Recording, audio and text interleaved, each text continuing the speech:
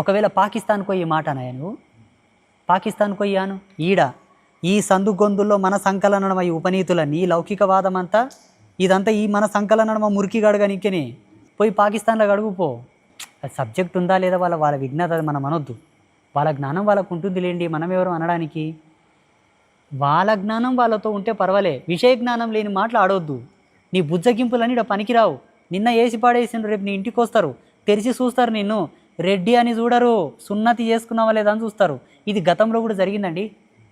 Kashmir files, మొన్న వచ్చినటువంటి Razakar cinema, ఇవన్నీ దానికి సంకేతాలు.